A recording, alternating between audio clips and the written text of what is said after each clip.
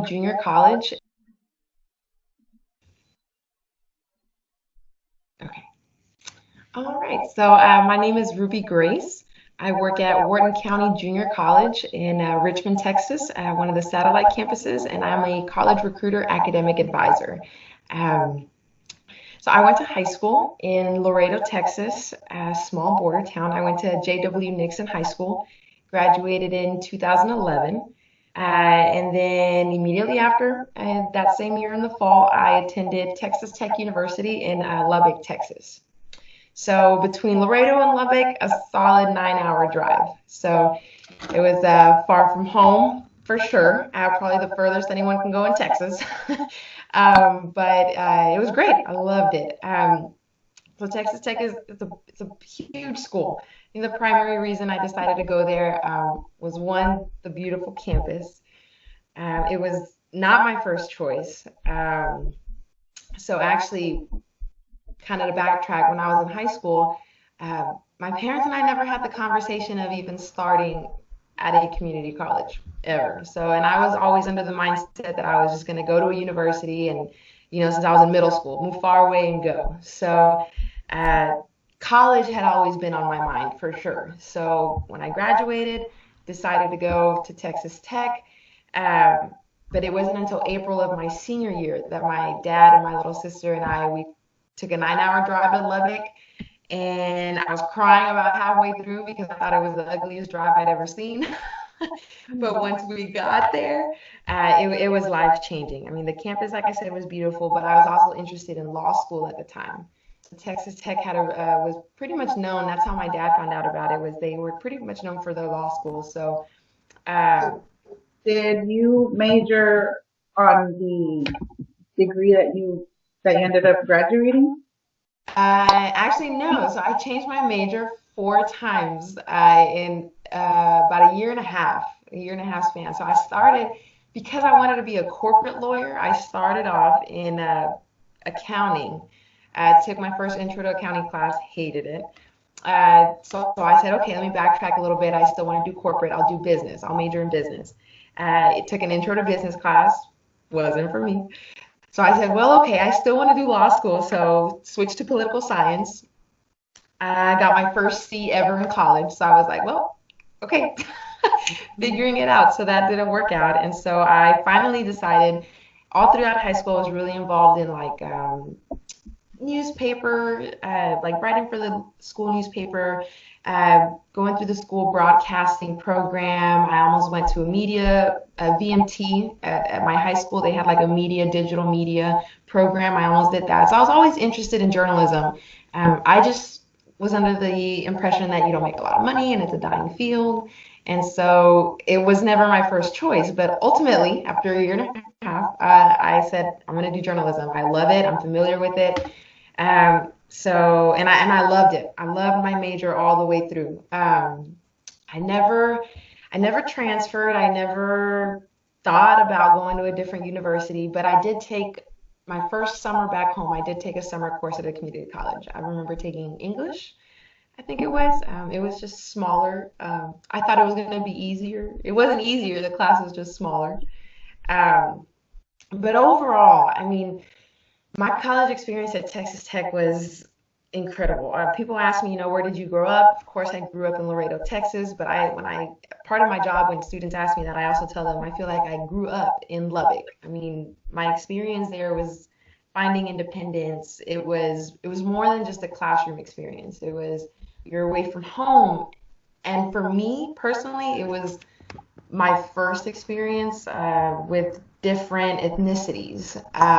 Laredo, like 99.9%, Hispanic culture, Hispanic descent. So I never experienced any kind of diversity back home. I mean, all my friends and I grew up around the same culture, religion, knowing the same things. So it's very different. And as soon as we got to Lubbock, I mean, many times, me and my dad, especially when we were taking the tour, we were the only Hispanics in the room. And for me, it was very exciting. I was like, oh my gosh, I'm around Asians and African Americans and Indian. I was so excited. Now, my dad will tell you he was probably the most nervous he's ever been in his life. He had this look of horror, just like I'm not home. But it was definitely different for me. And I think, and I always tell people like that's what made my experience. It was just the diversity of it. Now, for me, though, I mean, I think if you ask other people who went there, they'll tell you, oh, it's primarily a white school. They don't have a lot of representation. But for me, coming from a place where I didn't have any diversity, having three more Asians, two more African Americans in my class was diverse. But throughout my time there, I mean, I joined a first generation college student organization, and that just really started my foundation, I guess you could say, because it really helped me get involved, helped me meet people. I don't think I had a problem being outgoing, but it's so big, you just don't even know where to start. It can be overwhelming. So I was like, well, I know I'm a first generation college student, so let's start there. Um, so I did that. I did a Hispanic student society. I was really involved as a tour guide for 4 years. So overall, I mean, I had my ups and downs like every college student does, but it never was anything that I ever felt like I wanted to come home. So I guess one of the things that I can't even say I didn't like anything about tech, but I guess like not even older, I guess the longer I was there, the more experience I had with diversity. I mean, I did start to hear a little while like, yeah, you stick around school, don't venture out too much into the community because it's still a very conservative town. I think the 2 years before I got there, it was still considered a dry county for one, so no liquor, nothing, not at restaurants, not on campus, not in the city, was it allowed, which was pretty crazy because my whole college experience was, not the whole thing. It was party here, party there, It was, and there was alcohol everywhere. It was like you would have never thought it was a drug. Well, maybe you would have. You'd be like, I feel like these people drink like they haven't drank in their life, but they probably hadn't. So, but it was interesting. And then little by little, I mean, I remember an incident. I wouldn't call it an incident, but one of my mentors that I had, I worked at the Office of Communications and Marketing for 4 years as a student, and one of the assistant directors for communications, he was Hispanic, and so we got along really well. He was kind of my go-to person for anything, anything. And my senior year, he actually got a job offer down at the Rio Grande Valley. Well, he didn't. His boss did, our director, and he's white. And when my assistant director, my mentor, asked him, why aren't you going to take the job? And he said, going down to the valley for him and his family would be too much, and so at the time my mentor told him, yeah, it would be a culture shock for him, right? And my mentor told him, oh, well, I was hoping you to go so that I want your job one day, director of communications. And jokingly, our director told him, ha, that's funny. You think they're going to hire a Hispanic to represent the college? And it was just like a laugh. And he told me about it. And I was like, what? Like it was kind of really hard and it was little things. Like in retrospect, that it was just like, what did I really, yeah, did I really go to a school with that kind of people? But another time, I was sitting at my desk, I could do as a student, and I had the other assistant director for marketing. She was white, and one time she walked in and she told me, you look extra Mexican today. And I had no idea how to take that. I think I laughed. That I had to have been a sophomore. I was probably my second year there. And that's one of those things that it stayed with me like year after year, but I never knew why. I didn't take offense to it, and I had just never experienced like little microaggressions like that. And not until the older you get, the more you hear about it and the more you think about your own experience, that I was like, huh, but it's funny. I mean, the president for the university is the person who got us there, who got me there. They had an event in Laredo, and he happened to be at the event, and he's the one who arranged for the tour. And so throughout my first year at Tech, he was also a really good mentor, even to this day. I mean, he'll reach out to me if he ever has job openings down in the valley. But he was president of the school, and he was such an advocate for Hispanics. I mean, just such an advocate, not just for Tech, but specifically for hitting minorities. And so I think before I got to tech, that was a huge thing for me. I wasn't necessarily looking for that, but to know that a president was advocating for minorities, I was like, that's pretty cool.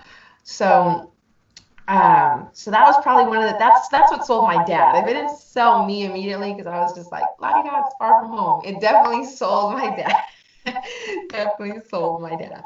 Um, but now, as far as the classes, I mean, I always tell students when I give presentations, I do like to make it a point to tell them not for bragging rights, because I'm humbled if anything, but I did graduate valedictorian of my high school, and it's a huge honor. But when I went to college, I mean, that didn't mean a thing.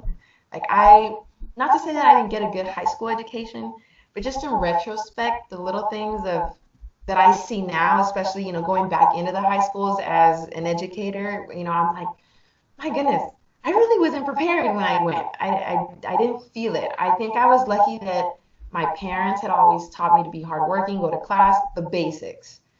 But I felt like I had to work extra hard in the class around all these other thousands of incoming freshmen, just them, who were coming from these really great districts and really, high economic areas and schools, and they were talking Shakespeare and they knew this and that, and I was like, we didn't even read half of Frankenstein. So it was such, I remember crying and like, for my struggling to get my first A in class because I was so used to getting A's, A's, A's, A's, A's. And college was hard. I mean, I remember staying up all night, and luckily I think I'm lucky though because I do love learning and I love school. So it was just hard on a level that I didn't expect. But I was able to get through it. But I mean, it was challenging and it got easier. I mean, the more you start to understand college, your first year is always like so much work and 5 classes and then your friends, and especially when you're away from home, I mean, you have distractions galore. And when you're just kind of thrown into that, it it is very challenging. Mm-hmm. So I mean that was the biggest thing. It's very humbling. Very humbling, yes, for sure. Very humbling. Like, I mean, it makes me want to tell these students to appreciate and really take their high school classes more seriously. Yeah, because I mean, college will, if you're not prepared, it'll throw you on the ground and it's up to you to get back up. I mean, because otherwise, I mean, I, I see it all the time, and I saw it when I was in college. The flunk out, return, and it's pretty scary. Um, and let's see, so I graduated in 4 years. So that I'm really proud of that because I know how long it takes people to graduate sometimes. And uh, and in retrospect, I don't think it's a bad thing when people graduate in longer than 4 years because everyone has their timing. But money-wise, I was glad that I did finish in 4 years. I did take advantage of summer school, I think, every year except for my last summer. So in between the 4 years, every summer I took one, if not two. I think one semester I even took 3 courses. I did an internship over the summer in Lubbock. So when that was part time, so I was like, well, I have 8 to 12 with nothing to do, so I'm gonna take 2 classes. So I was always keeping myself busy, and I didn't even, to be honest, what I hear now is, you need to take this many classes to finish your degree. I don't think I even knew that when I was in college. I was just more like, I trust my advisor, I'm on a plan, and I started in 2011, and I'm going to finish in 2015. How does that work? So I was like, okay, I'm taking 5. I think one year I took 6 class, maybe a lab with an extra lab in there, but it was crazy. I mean, the things that I didn't really, I had a plan, but I was like 15 hours. That's okay. I'm taking 5 classes, like it just all those things. Ignorance is bliss. Ignorance is bliss. Yes. Because if you had like everything 15 hours in one semester, how am I going to do it? Yes. Think about it. Yes, exactly. And so many times when I explain it to these students, I have to like, okay, when I was your age, I definitely didn't even know what that was, and I was okay, but you learn, you kind of learn the language and Thanks, right? Like, it's too much for me. Yeah, Kind of be smart about it. yes, Take too many hard classes together. yes, yes. That was a The big, learning. definitely a learning curve. And you learn, I mean, I wasn't a science major, I was journalism, so I avoided every science class I could. But even at that, I took atmospheric science, and it was probably the hardest class of this day that I've ever taken in my life. And that was supposed to be one of the easier sciences. And I'm like, well, there you go. That's why I was a Bachelor's of Arts Yeah, major. yeah, yeah. So, Okay. and now the professors, that's one thing that, oh my goodness, I don't know how other universities are. So I hope that if universities have a standard, Texas Tech is up there for professors because I never had a problem with professors. I mean, if anything, they were the most approachable people I've ever experienced. Even the ones that were intimidating, I would go visit them because I thought they were intimidating, and I'm like, okay, I don't want to be afraid to ask you questions. No, So yeah, and they were completely different in a one-on-one setting, when it's just you and them. And I remember going into the office and asking one of my journalism professors at the time, I think it was my junior year at the time, where I was kind of still struggling, where I wanted to take my degree. So I said, okay, let me ask my professor. He was in the field, he always talked about it. Let me ask him what he majored in and how he got there. He was a chemistry professor teaching us media law, but, but only because his experience after college had been all in media. And he had a family business that he was trying not to get into, but inevitably did after college. And it kind of just led his career. And so I would have never known that if I had not talked to him in his office. And I think I went in there to get help for a test, but it was that kind of, approach. interaction. Yeah, friendly, like just so welcoming. They're even to start their classes off, they were always very. Can you tell me a little bit more about the kind of instructors you got? Like, was it more men than women? Was it more Oh yeah. white or Yeah. minority? Or what did you? Yeah, so to be very honest, most of them, I did have some females, especially working in the media field. I'd say I still had more male teachers, believe it or not, male professors. Yeah, Even though I think media is kind of driven by women more so, but all my professors, I'd say 75% of them were male. Now, as far as just my regular English, history, science, all those basic. basic courses, my math professors, I'll never forget. They were, I'm very ignorant. They were Indian and very difficult to understand. I mean, that language, and I hear that it's like constant since, Then in Dorito, Ruby, where I went, we had, professors from different ethnicities, different countries, and it was very difficult. I mean, very the difficult. thing is that they are the ones with the doctorate degree, so they are the ones teaching us the math courses. Yes, It's extra difficult. it, Yeah, it is. And I think too, their style of learning was so different. I feel like they were very smart, and I knew they were very capable of yeah, knowing the material, but when it came to teaching, I feel like me, who I feel catches on pretty quickly, they were at lightning speed with this stuff. Like if I was supposed to know this at, the first time they explained it, and I'm like, whoa, and then I couldn't understand them. So how did your peers and you, how did you all deal with that? Did you have to yeah, go to extreme tutoring sessions or yeah, yes, how was yeah. So I remember clearly the only reason I passed my first math class in college was I had a friend. She was a good friend. My first year, we were both in that first generation college student organization. yeah, She was taking the same class with a different professor. I believe he was Hispanic. I think he was Hispanic if I remember correctly. His last name, I can't even remember. I remember his last name. I think it was Hernandez. But she had him, and I was telling her how difficult of a time I was having, and she goes, "Really? Class is easy?" And I was like, "What?"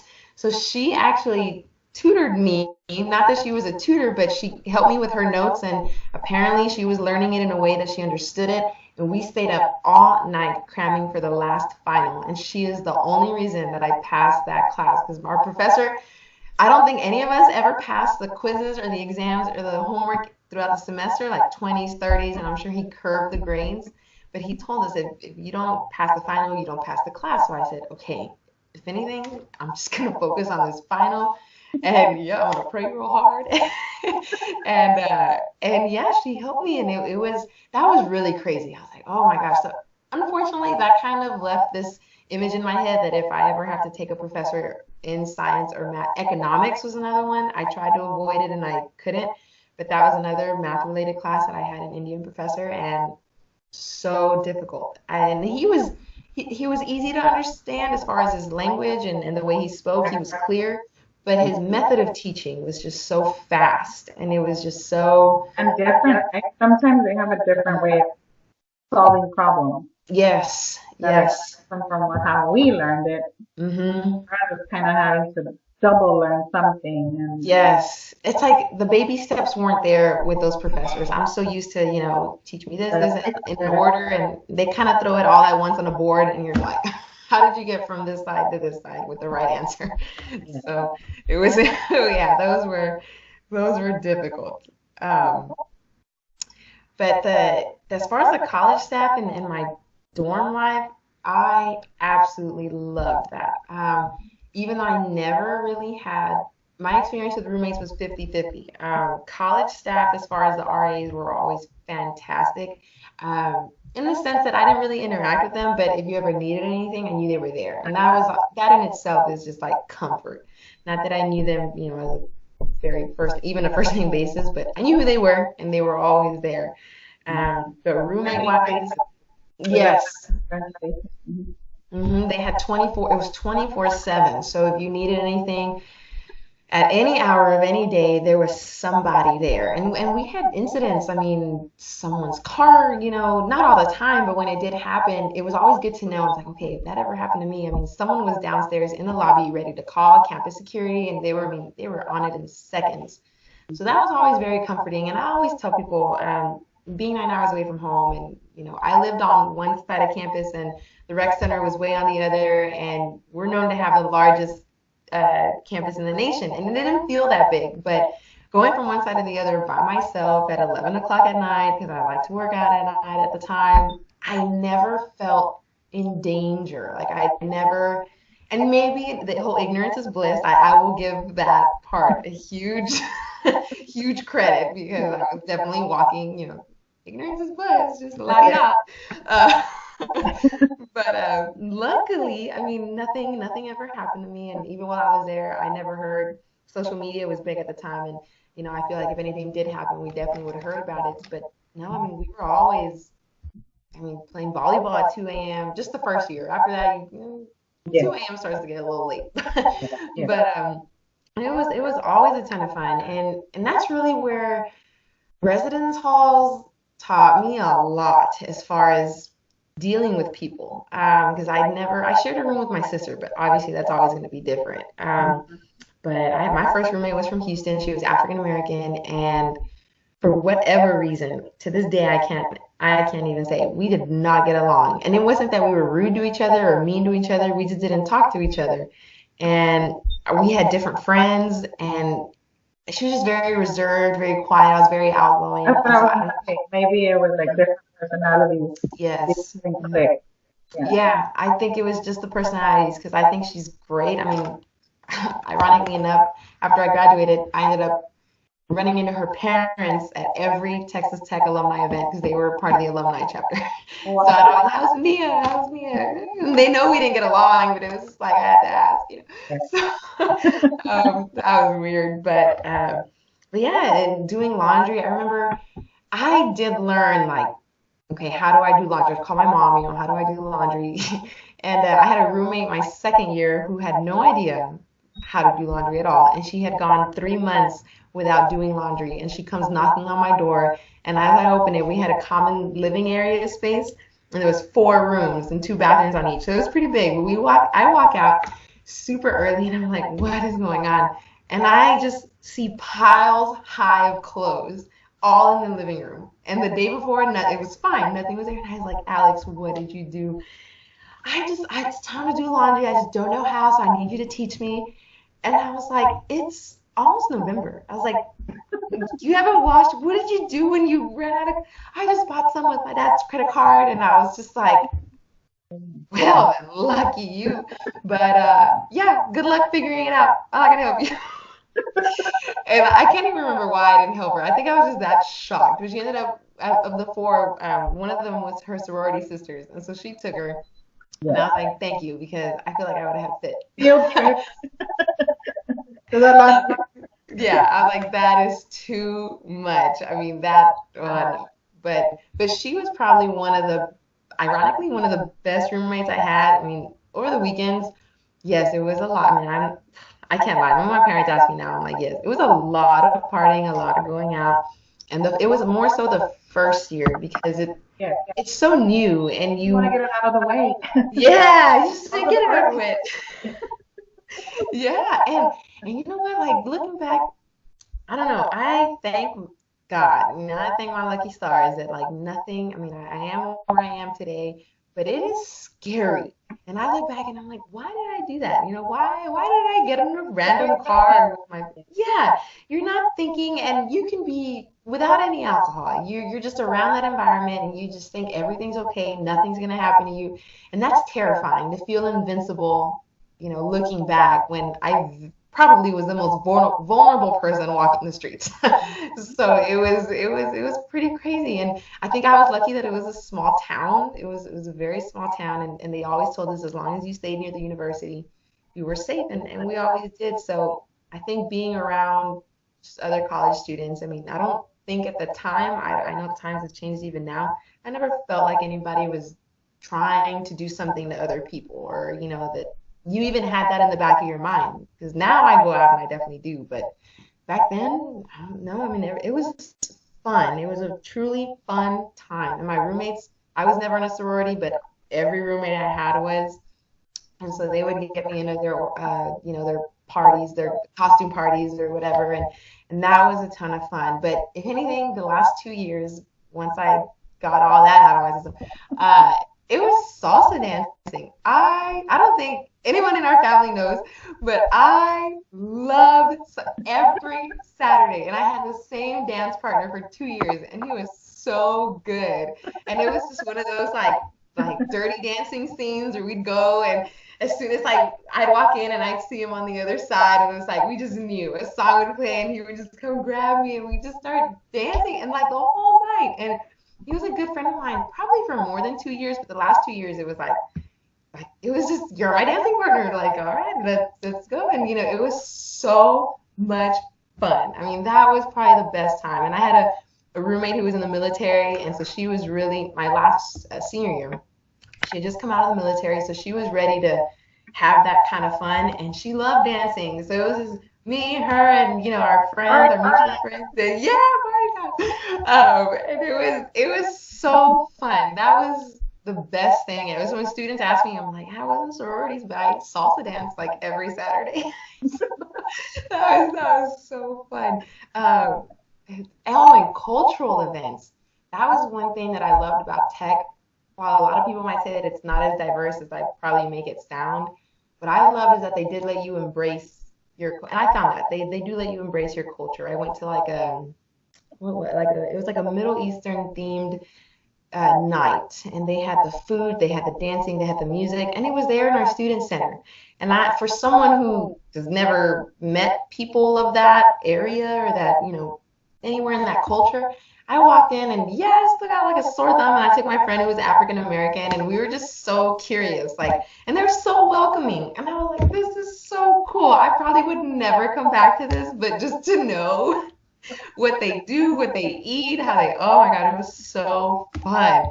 And then, like the African American culture, I mean, they grew. That culture, I saw them grow in my 4 years because my last 2 years there, I mean, they were having like stomping demonstrations out in the student center, and it was part of their fraternities, and they have some pretty big fraternities that most African Americans, you know, they join family legacies. I learned, I guess, when I was there, and they were really, really talented. As far as poetry, they did a lot of poetry on the like slam poetry. It was very different. I'd never heard it. I was very big into poetry throughout high school. Like I just write my own little poems, and I thought I was like kind of creative. These people were out here like half singing, half yelling, half in poetry, and I was just like, oh my goodness, you wrote that? I mean, it was so awesome to see so many talented like individuals, and to be surrounded by that is just like man, these people are, I mean, you just learn so much. It was awesome. Uh, and then I think what was pretty unique about Lubbock, and this is definitely a unique selling point whenever I would talk about them to students. We're not a commuter campus, so Lubbock is very far from every city in Texas: Dallas, Houston, Austin, San Antonio, the Valley. So anybody who went up there, what was pretty cool that I realized during my time there, no one ever goes home on the weekends because we all live so far away from home Yeah. that it's just, I mean, everyone either hangs out in their dorms or out in the student center at the rec. I mean, it's just constantly year round, except in summers, but the school year full of college students. And I think like College Station, UT, a lot of the students may be from the area and maybe they go home, but there, I mean, I was with my roommates literally even on the weekends. Like we just couldn't escape each other. so, Mhm. so that was kind of challenging because I didn't realize that. But I was like, yeah, I guess we don't go home. And so that made it more fun because you actually, you mean you had to Grow deal up with your, together. yeah, yeah, you couldn't really escape if not escape, but if you wanted to get away, if you felt like you were one of those people that just needed to get away from a situation and go to your comfort zone of home, like that wasn't really possible for us So, unless how did you yeah, deal with homesickness? Did you even have homesickness? I did. And I tell Sophie, little sister, I tell her that all the time that I know she was eager to get away, and I told her I was too. I mean, you want to experience life. Um, my first year was very much about the new experience, the freedom, all of that. My second year was the hardest year in college because after you kind of get it all out of your system, you kind of you embrace, kind of your freedom and the responsibility. You know what it is. My second year, I was like, what am I missing? I'm like, my sister's starting high school and I'm not there. I missed my brother's, high school graduation or my grandma's birthday, and all these things just started to sink in at once. Yeah. Easter, I think that was the first year I missed Easter, was the second year in college, and I was just like, why am I up here? And still then I knew it's funny because I look back and I don't think it's that I felt like I had to stay at Texas Tech, but I had to finish college. Like I knew that was my goal. So I don't know why I never even thought about transferring. Like I didn't think that was possible. For me, it was either you finish or you don't and you go home. And so I was like, okay, I'm gonna get through it. I'm gonna finish. But That mentality of finish what you started kind of thing. yeah, yeah, very much so. Yeah, I had to finish what I started. I was committed. And I was gonna feel like a failure if I came home, but I was very homesick, and I'd call my parent, and I'd call them even from day one till now. Like maybe not so much now, but all throughout college at least, I Yeah. called them 3 to 4 times a day. And people used to think that I was like too clingy, but it was between classes, and I'd like to talk to them about what I learned, and looking back, I don't know what I would have done with the information that I learned if I didn't talk to someone about it. Like between Yeah. the class and my mom, mom, I learned this in history, and it was cool because in retrospect, I'm like, holy cow, they actually listened to me. Like all those times that I've called them, As they're learning about you, like as yeah, you're growing up and you're uh, telling them about the experience or the things that they learned, and you get their point of view of, yeah, about this or about that. I mean, I yes, can Debbie because sometimes she'll send me, a painting that she had to write about it, and she's like, "Mom, what do you think? What do you think?" And I'm yeah, like, "What do you think of this?" She's like, I didn't think about. I think this, and so I start like learning more about her and her that's perspective. awesome. Get what you're saying, yeah. Yeah, yeah, yeah. I think that's exactly what it is because that was my dad, and it was school, and it was also like, dad, like this kid said this today, and I didn't really know how to take it, and I learned, my dad dealt with some racism when he left Laredo to go to Irving, and I'd never really heard about it in detail until I guess he felt ready that he's like, yeah, it's out there. We may have never talked about it, but be aware is all he ever told me, but. That was that was always comforting, I guess, looking back now. I'm like, wow, they actually listened to me. And they, Yeah. had someone to talk to, but not that I didn't have friends, but it was just nice to hear their voice because I was very homesick. And then junior and senior year, I always tell students it's like a phase. It really was a phase for me. I was still homesick a little bit my junior, senior year, but it was so exciting. It was kind of like, okay, I'm away from home. Like this is it. This is what I wanted. This is my situation. We're gonna push through and embrace it. So I tried to stay busy. That's why I was so involved. So many classes, did so many internships, and learned a lot. I don't think I was ever just in my dorm. And if I was, I definitely was taking advantage and watching Friends or or drinking hot chocolate in the cold or something, enjoying it because it wasn't often. But yeah, and my favorite place, the thing about campus is it was so beautiful that I could walk around that place in circles like any time of the day, early in the morning, late at night. Um, but if anything, I love being at the rec center, to be honest. We had like a swimming pool, and that was kind of my outlet. And I didn't learn that. I was always in sports in high school, but I realized okay, I didn't mention this, but I gained about 25 pounds after my first year. Yeah. That freshman 15 was so real. And oh, my dad was mean. He's still mean. Like, I don't even talk to my mom. My dad is mean. And so in the first year I came back, he goes, my God, he's like, you gained so much weight. He's like, you're so fat. Like, he would tell me that. And I'm like, what are you talking about? And then, like, in photos, like, that same year, I was like, oh my God. I was like, what? But it was the alcohol, it was, the eating was different. I mean, the food on campus, I was so used to being active that I thought I could eat the same, and Jack in the Box was right across, and Starbucks was my enemy. As much as I love it, holy cow, I did not realize how much sugar those things were. Yeah. Yes, and all over here like grande venti, this and that, and like white chocolate mochas, and it was crazy. It was crazy. So funny enough, like after that first year, my second roommate who was in the sororities, didn't know how to do laundry. She was real active, and she was one of those that, looking back, did have like eating problems. Wouldn't eat for 3 days because she had to look very skinny, and so, but she would work out and then also not eat. I couldn't do that. I had to eat. So she kind of got me into workout. She would take me to yoga, and not that I had trouble working out, I just didn't realize how much I needed it at the time. But after that, I mean, the rec center became my go-to place, whether it was swimming, Zumba. As much as I love salsa dancing, Zumba was my number one go-to. I was like, this is just my stress reliever. And I think I was awful at it back then. Like, looking back, I'm like, man, I was not moving the way I thought I was. But it was so fun, like just to listen to the music, and everyone in there is like, we're all the same age. We're all, just wanting an outlet to relax. So that was probably my favorite place. But yeah, back to that freshman 25. The food was that's actually the reason that I moved off campus my junior senior year, because freshman. Yeah, off campus. It was like right across the campus, but I didn't need to have a meal plan anymore. So we had a kitchen.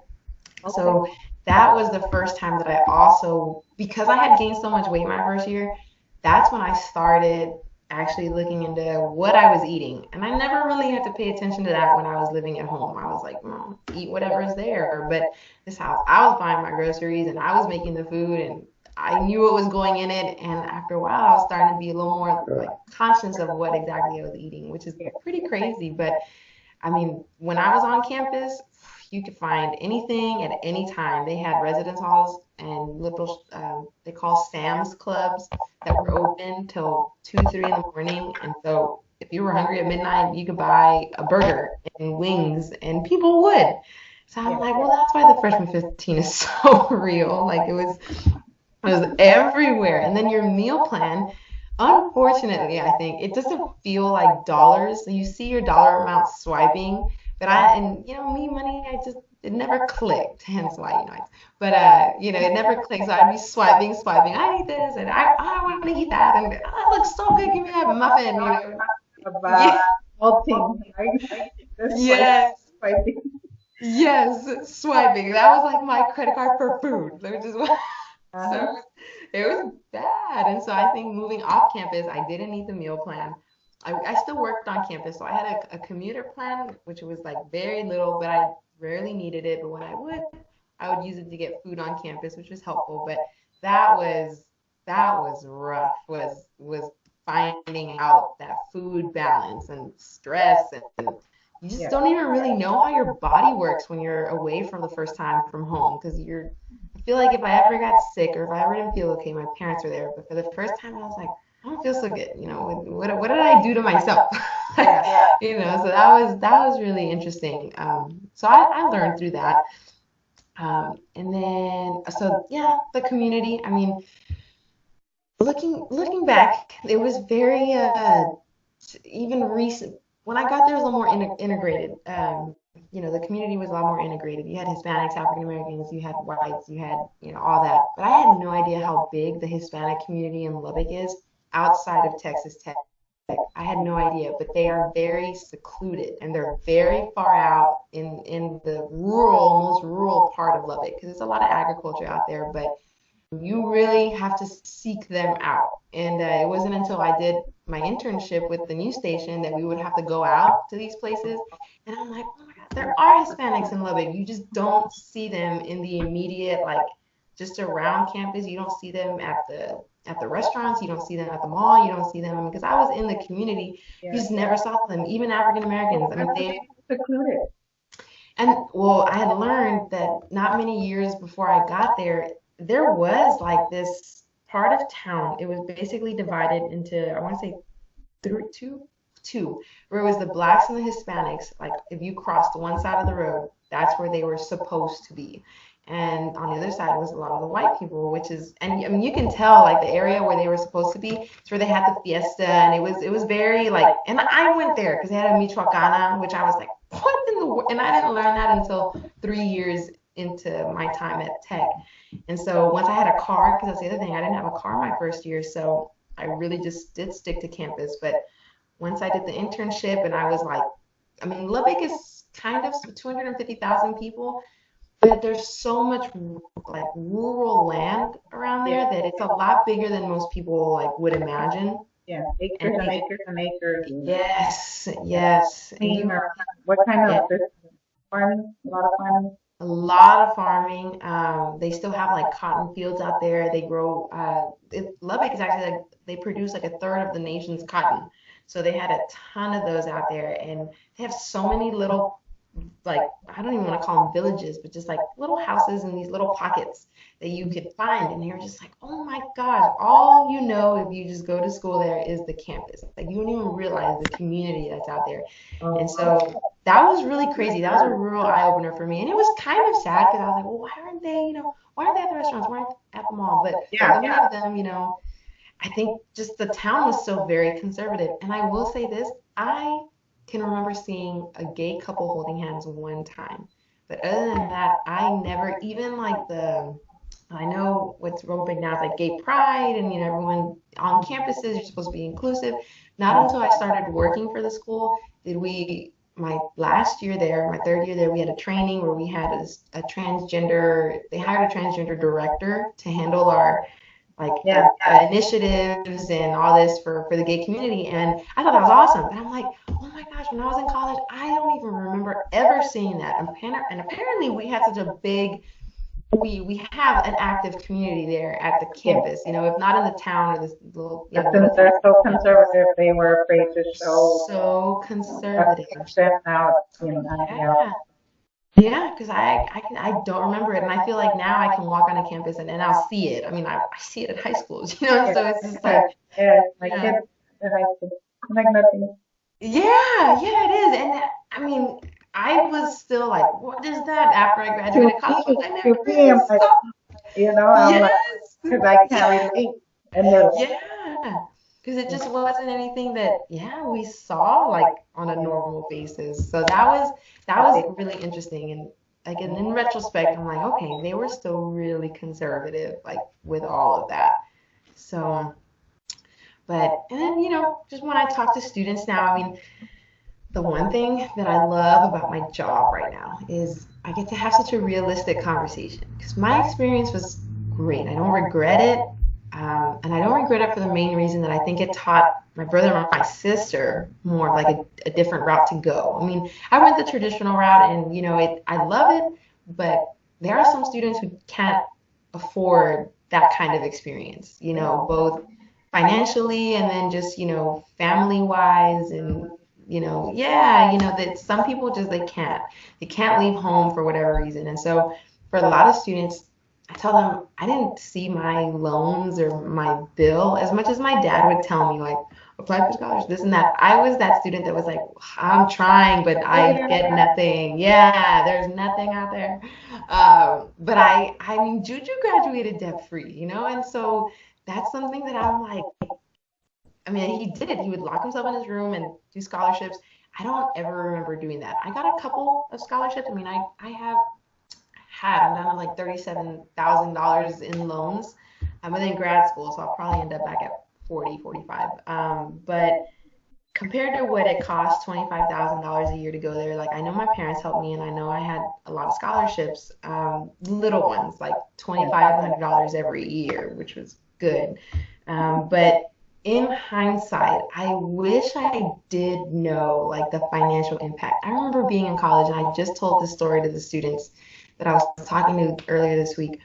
I said, I remember calling my parents one time, asking them how they were doing, and my dad was like, you better make sure that you're getting good grades in that. We cut cable over here to make sure that you're doing okay in class. I'm like, what? And I don't even think it hit me. I knew it hit me, but I think it hits me even that much more now, knowing like what a sacrifice that was for them. Yeah, and especially my brother and my sister, like who were they to suffer for me being in college? But I think, they learned. I mean, Juju took a different route and Sophie's taking a different route. And so, I mean, if anything, I'd like to think it did pave a way, and I can talk about my experience and tell students, if you don't get into that dream school or you can't afford to go to that dream school, it's not the end all be all. Because I think I would have been perfectly fine transferring to Texas Tech. I don't know if that even would have happened. I mean, I don't know how comfortable people get at home and then just feel like it's too late to leave. So I try to tell students that culture kind of needs to change because you do save a lot of money going to a community college. And I wish more students took it a little more seriously. And I wish community colleges invested more in themselves to feel more like an experience. I do blame, yeah, because a lot of the times I don't also want a shortage of student from the experience of college because I think it's necessary. And I think for someone who is sheltered, I think it's necessary for them to go out and do it. And I think I was the most sheltered, like between Juju and Sophie. Sophie at least had us two to look at. I didn't have anybody, so it was like, well, if I don't figure it out on my own, I don't have anybody to look to. So I'm glad I did it. But I do tell students, like, if you're not in that situation, like if you have a choice and if you really feel, like this is the smart route to go, don't feel like you're being cheated in experience because my brother's a appointed kid. He did perfectly fine and now he's in Tennessee, So everybody has their timing. So, but I try to let students figure it out and I tell them, use financial aid, apply for everything. I was like, the most you can do and the most I can do is just give you your options, exhaust all your resources, and at the end, you just have to break down like what's the best thing for you. And it's not always financially. Sometimes it's like, what do you want? What do you feel is going to make you successful? They know themselves better than anybody knows. Yeah, yes. How the kind of route you is best for you. Yeah, I really do. I really like Debbie, as much as I was like community college and you all too, I'm so proud of her for going to UT and taking on that challenge. It's a challenge, it's a great one.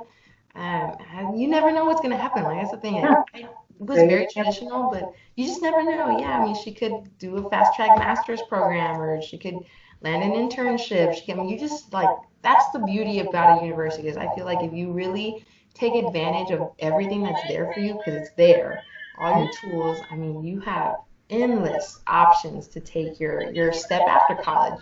Career wise, this is the only reason I'm in the field that I'm in now is because I was a tour guide for 4 years.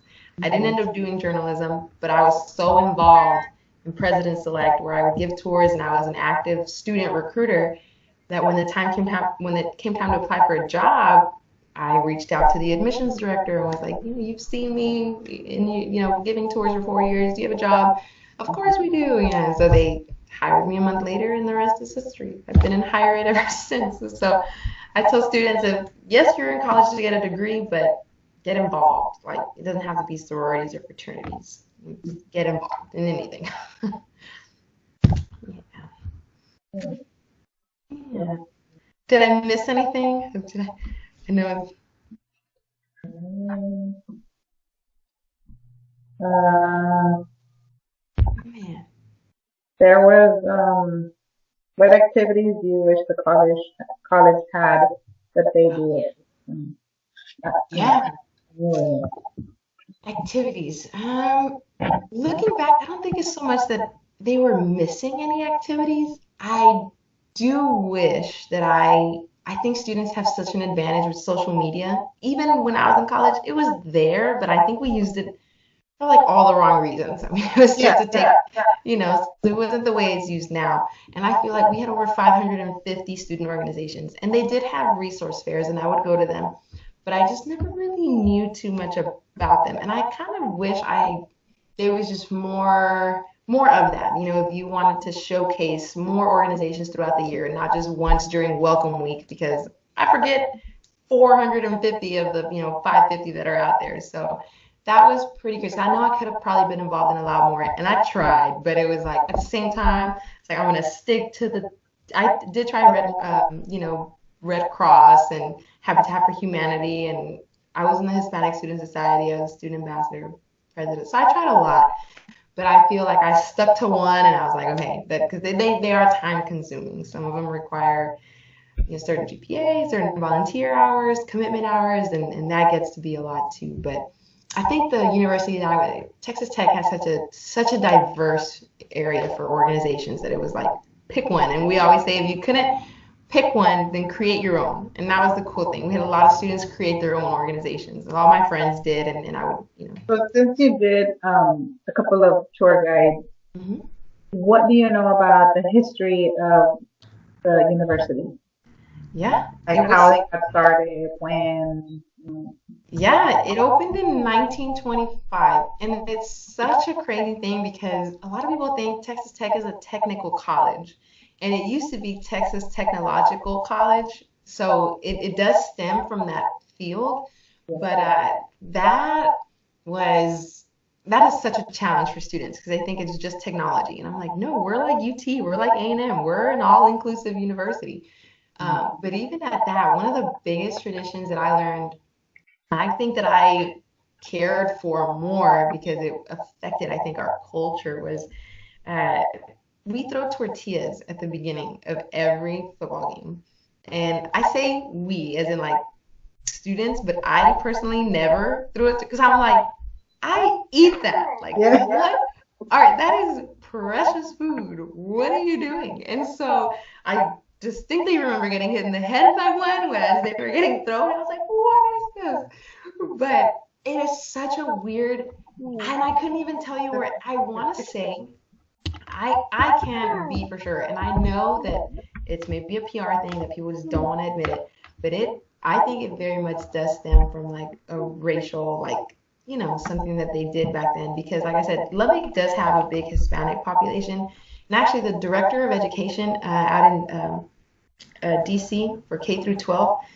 She's a Texas Tech alum, and she's one of my mentors up there in DC. And one of the things she said was being so terrified of going. She went to Tech at a time when it was still pretty, it was going through all that integration and things like that. So she remembers being terrified. I think she said she only went to one football game because they were pretty bad as far as the Hispanic population and throwing tortillas.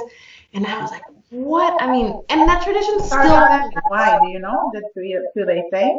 No, to this day, I mean, people make fun of us because like TTU, Tortilla Throwers University, like that's what they.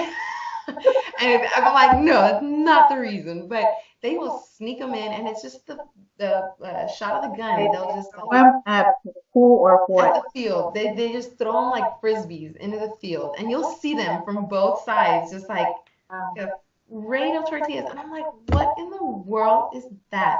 And I couldn't even find it funny. Like a lot of people were around me were, laughing, but I Yeah. guess it's like kind of like ha ha funny. But at the same, like when you think about it, I'm like, what are you doing? Like it's crazy. I'm like, who does that? Who throws tortillas in the field?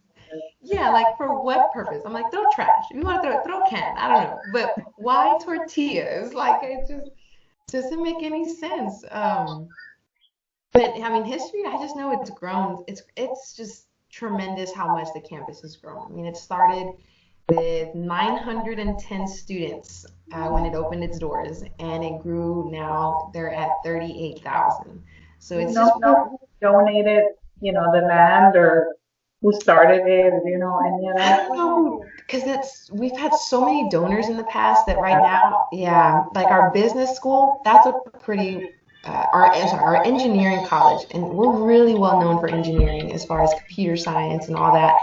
And Ed Whitaker is the donor, and he's a Texas Tech alum, and Yeah, he was, former CEO of GM and AT&T, and I mean, he's put so much into not just engineering, but the college in general, as far as technology you think it's at the you? university, and that's been. I mean, I know that Tech has some really has a really strong foundation of alumni who do donate. And it's just incredible. I know universities depend on a lot of that, and I just think it's Yeah, incredible to see that. I mean, just yeah. wow, people who go on to be this successful, and then like they have names or buildings named after them. I'm like, oh my God, that is pretty crazy. But I'm like, wow. And so everyone makes a joke because, I mean, I'm sure you see it at every campus, but you see all these names, Talkington. Like I moved into a residence hall that's brand new, and it was donated by the Talkington family. And I'm like, wow, Talkington, and you see their street. They have a street named after them, and so the Ed Whitaker College of Ed Whitaker Engineering, and then the Rawls College of Business. They had a new $75 million building built. And when these numbers sound like so tiny to people who work in the university, like up there, but I'm like, $75 million a building. I'm like, who has that? I mean, these Yeah. wealthy people, and so we always joke that it's like, okay, yeah, I'm gonna donate enough to get a brick on the floor. That's about it. But it's just Okay, so so give funny. me a little perspective as to the distance between where Lubbock is located compared to downtown Lubbock, for example. Oh, okay. Okay, so just like from the college to downtown, or Yes, like, yes. okay, yeah, that is hilarious because it's literally, I mean, maybe 4 minutes.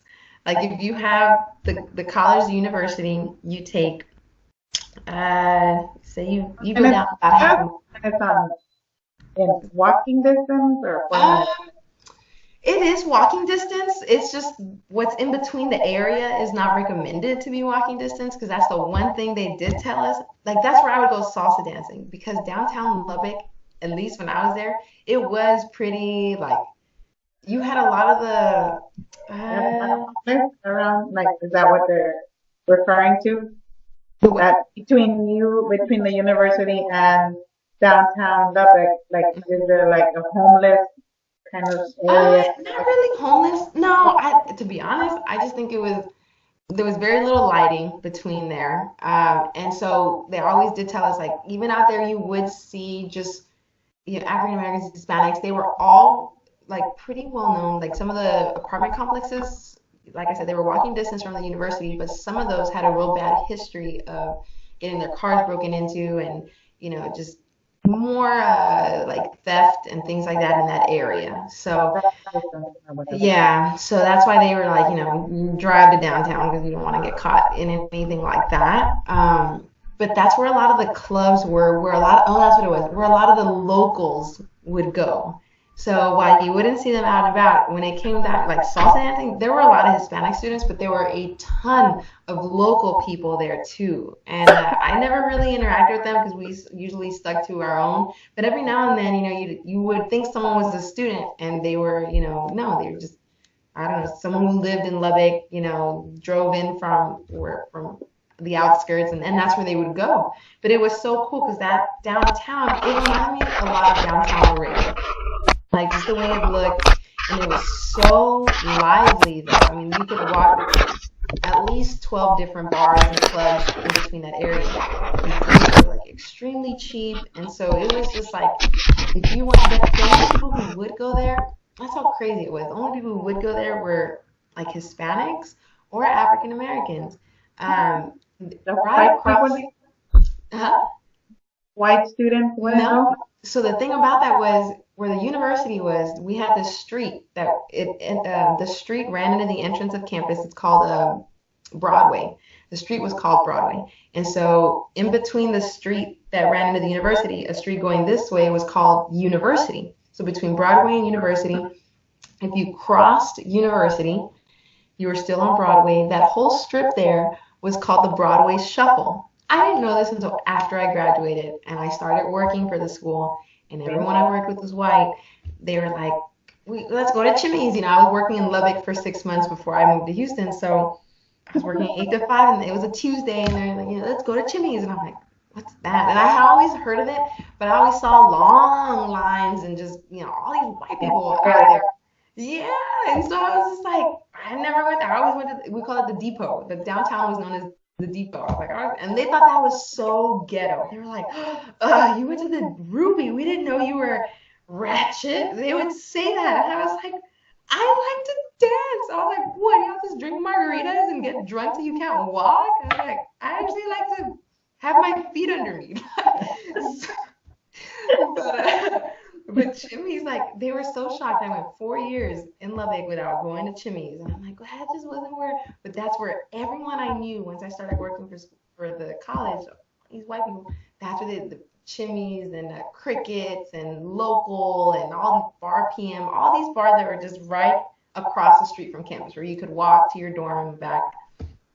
Well, not really, because you had to have been over 21. And so obviously that was, they put it there for a reason. They had 19-year-olds walking there. But it was, I just never even knew about that until after I graduated. And I was like, well, no wonder I always thought white people just went to the house parties and were boring, I never saw y'all out where I was at. But I just thought that was so crazy. And then the time that I did take my coworkers to the Depot, they were so like, this is where you, and they had such a blast, but they were just like, this is so different. And I was like, yeah, we're dancing, there's music, I'm throwing darts and hitting people in the face by accident. Like,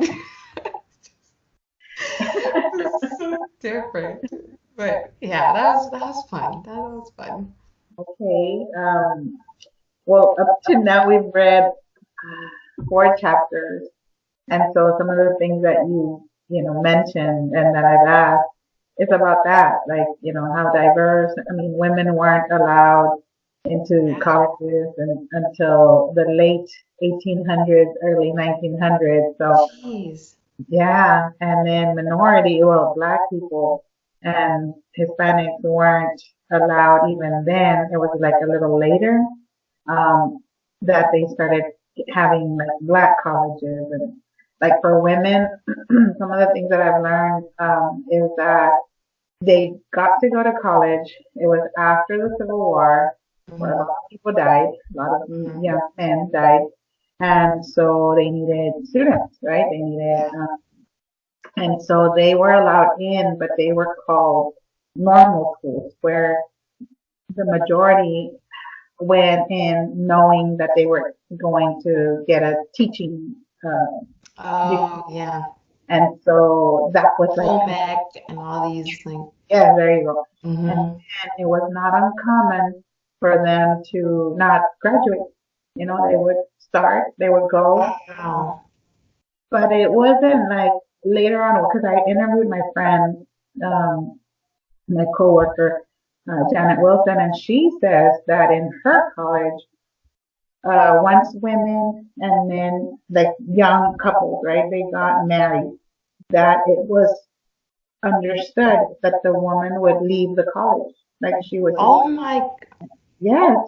And so, and I'm like, why? Like, did she get pregnant? She's like, no. It was just understood that one of them had to leave and that it was always going to be the woman that left the college without graduating. And they were perfectly fine. It was part of, like it was understood. oh my gosh.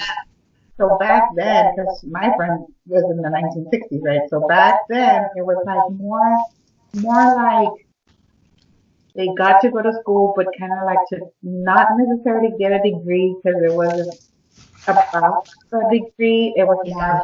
getting knowledge Yeah. and studying and being, out there in higher Yeah. education. it was more about that, which for me at first was kind of crazy. But then I interviewed my friend, and I'm like, what? And she's like, yeah, I mean, that's the way it was. And I was like, wow. So that was eye opening, to actually read it from the book, go from the 1800s to the 1950s. Yeah. You know what's Years it's later. yeah, what's funny about that is that in college, the first time that I ever heard, I had for 6 months I worked at a student engagement, office of student engagement for like 6 months, and our director there, she was a PhD, and she told us she's taught a women's studies class, and she said that she ran into so many girls who were just there to get their MRS degree. Which is, Mrs. Like MRS is in oh married. yeah, Yeah, I didn't know. Yeah, yeah, I would say the same thing. I was like, what the heck is that? But and she would have to tell them like, listen, you're here to get an education, and that just blows my mind because you're right. I mean, there were women back then who did want to get an education, and then as soon as they would get married, had to leave the college. That's so ironic that a lot of women, a lot of girls that I went to school with, they were, and I heard it. I had my roommate for a long time was like, I'm gonna be a trophy wife, and I'm like, what? Like, yeah, why are you, and it was a sorority right, that they joined, and yeah, and I'm just like, what in the heck is what? It yeah, was mind blowing. I was just like, I didn't yeah, even know that was a thing. And yeah. then I have to do some research for you because funny you mentioned that women weren't allowed. Earlier this week, one of the college counselors, well, one of them is out. She was out pregnant, so they had a substitute. And the substitute had been substituting for something like over 30 years at this high school. She's very sweet. And when she found out that I went to Texas Tech, the first thing she said was, "Oh, I'm a Red Raider too." And she had asked me, we were with her for 2 days, whole days. And so we had a lot of conversation. And so she was like, what made you choose Tech? So I answered her the same thing, campus, all that. And I said, how about you? And she said, well, at the time when I was applying to colleges, A&M wasn't accepting women. And she said UT was, she said she had like some hatred for UT. It was just like, there's so many arrogant Longhorn fans. And she's like, so I was the arrogant non-Longhorn fan. I'm like, yeah, some people are like that. Yeah. So she said UT wasn't an option. So she said it was Tech, UT, and A&M. And I said, that's crazy that A&M wasn't even an option for you because they weren't taking women. Like to be talking to someone, like you said, just to hear from someone, I mean, it's like, what? It's like Yeah, mind yeah, blowing. yeah, yeah. Because you can't relate. You can't even Yeah, imagine it. That what? I mean, like yeah. I said, I had just read it, and it was kind of like because we have to have discussion boards, after you Oh read yeah. it. So then after interviewing her, I interviewed her like 2 days ago, maybe Monday, and her telling me that, I was like, what? It just like connected. I was like, wow, so it's not, it was not uncommon. It was not looked down upon. It was like normal, casual. And for us, these generations, even mine, I I graduated in the 90s. Uh, I mean, it's like, what? What do you mean not finished? It's like you yeah. have to finish. Right. Yeah, that's so crazy. Oh my gosh. I And tell you. what else? What else have I learned that, kind of like, I mean, it just, I guess the fact that, oh, because part of it was land grants. So a lot of it, like the government originally, what, yeah, behind the wall. Ahorita voy, ahorita voy a talk. Dice, there's Oh, it's a can hear. oh my gosh. So, I forgot what I was telling you because this little one came Oh, in. land grants. Oh yeah, the land grants. Okay, so that the government donated the land to states, but not necessarily to build universities. It was more like to build community, like to expand, like to grow further west. Whether it was make more jobs available or more homes or attract more people. But one of the ways that they started attracting more people was building colleges and universities. And so that was what um, generated all this. And I was happy that land grants became available because once the land was being donated and states were starting to create colleges and universities, then they had to fill up those colleges and universities with people. And once men started being scarce, unfortunately through war, that's when they opened the doors for women. So that is how it all started for us. You know, it was through land grants and then war and then, you know, civil rights movement, and the rest is history. For, so that was very, for me, I see it like on the positive side, but my peers, when you read like their comments, it's more like a little bit of bitterness. And I'm thinking, no, you know, you should look at the positive side. We got to get educated. We're here now, but they don't see it that way. And you are paused. So you are frozen.